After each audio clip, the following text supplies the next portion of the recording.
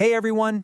If you've been looking up at the skies over Tamil Nadu lately and wondering what is going on, well, you've come to the right place. We're going to break down all the complex weather patterns that are bringing rain to the region and take a look at what's just around the corner. Okay, let's dive right in. The big question, right? Are these heavy rains going to stick around? And maybe more importantly, what's causing this sudden downpour in the first place? Well, the answer lies with a few key players that are active in our atmosphere right now.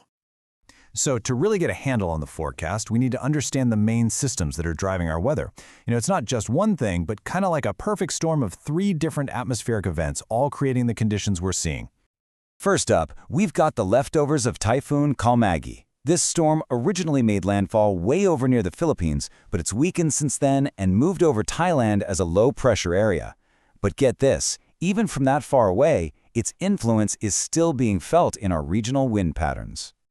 At the same time, there's a weak disturbance swirling way up in the atmosphere over the Andaman Sea. You can think of this as just another ingredient getting thrown into the mix, basically making the atmosphere even more unstable and ready for rain. And here it is. This is the most critical piece of the puzzle for us right now.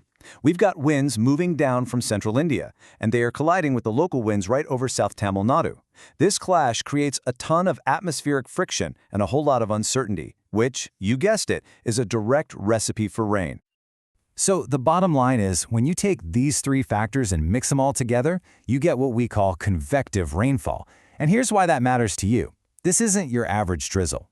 Convective rain tends to be much more intense and really localized, which totally explains those sudden, heavy downpours that pop up in specific areas. So that's all the theory. Now let's see how this actually played out on the ground. Let's take a look at the rainfall that was recorded over the last 24 hours. And wow, look at these numbers. The impact was definitely not spread out evenly.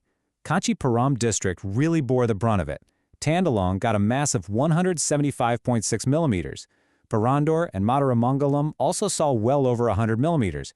And you can see that Tiruvallur and parts of North Chennai also got some pretty significant rain.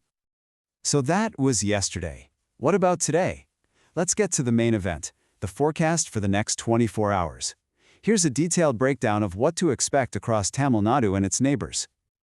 Okay, heads up if you're in the Delta districts or in this wide belt that stretches all through the central and southern parts of the state. We're talking from Salem all the way down to Tenkasi and Thoothukudi. You should be prepared for the possibility of heavy rain today. Now what's really interesting here is the specific alert for this one corridor. Forecasters are pinpointing the area between Salem, Namakkal, Karur, and Trichy as having the potential for isolated pockets of very heavy rainfall. So if you're in that area, you'll want to stay extra vigilant. For the rest of the state, including the western districts like Coimbatore, the northern districts, and the coastal areas, the forecast is for light to moderate showers. This also goes for the Chennai, Kanchipuram, and Chengalpattu belt. We should see much less intense rain than it did yesterday. Zooming out just a bit, the southern districts of Kerala can also expect some moderate rain, though it should stay dry up in the north. Over in Karnataka and Andhra Pradesh, conditions are also looking favorable for light to moderate rain across many areas.